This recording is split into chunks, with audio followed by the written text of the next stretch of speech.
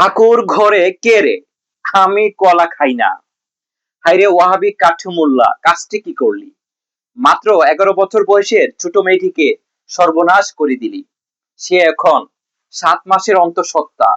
তোদের কাছে কোনো শিশু নিরাপদ নয়, এমনকি তোদের নিজেদের মা বোনও নিরাপদ নয়। যার কারণে ওয়াহাবিদেরকে হাদিস শরীফে কান্ন শয়তান বলা হয়েছে।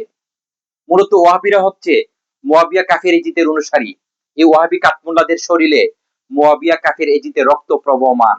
এই ওয়াহাবিরা নবী ওলিদের দুশ্মন।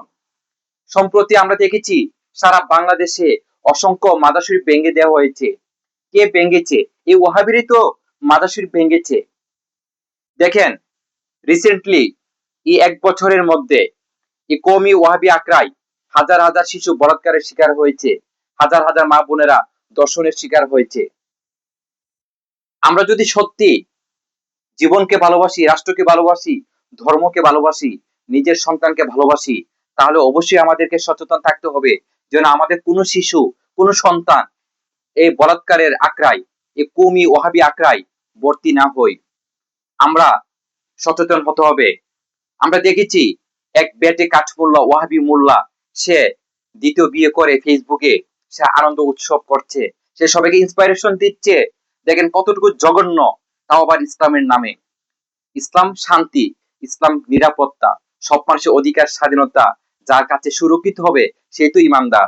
আজকে দেখেন ইসলামের নাম ব্যবহার করে এই ওয়াহাবি সালাফি মদদি কাঠমোল্লারা কি করছে, কত নিকৃষ্ট পাপাচার করছে।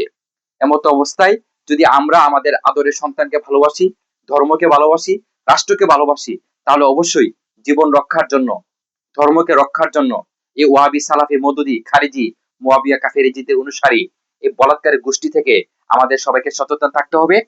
আর মনে রাখবেন, মানুষ হওয়ার বর্তমানে একটাই প্রতিষ্ঠান, সেটা হচ্ছে ওয়ার্ল্ড হিউম্যানিটি রেভলিউশন, অর্থাৎ বিশ্ব ইনসানিয়ত বিপ্লব, যার প্রতিষ্ঠাতা আল্লামা ইমাম হায়াত। তাই আসুন মানুষ হিসাবে মানবতার পক্ষে, এই জুলুমের বিপক্ষে, দর্শনের বিপক্ষে অবস্থান করি। সবাইকে ধন্যবাদ। আসসালামু আলাইকুম।